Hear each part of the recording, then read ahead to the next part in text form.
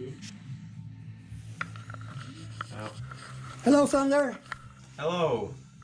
How are you today? I'm fine. Okay, you're fine. Merry Christmas. Merry Christmas. Oh! And Ivan, how are you today? Good, very good. Very good, okay. Well, what have you done with the new engine today? Today we are mounting the swing gear, flywheel, Flywheel and clutch, and trykkplate, pressure plate. pressure plate, yes. Yes.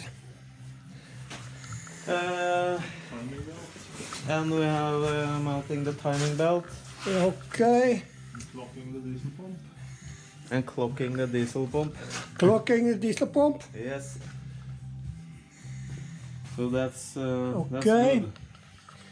New Not much, yeah. oil Not cooler. Oil But- cooler. Yes. New filter. New filter. Okie dokie. And a new turbo. New turbo. No turbocharger.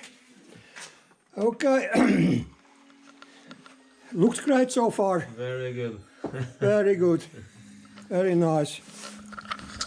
I'm pleased with the result. Yippee! Oh! Thank you.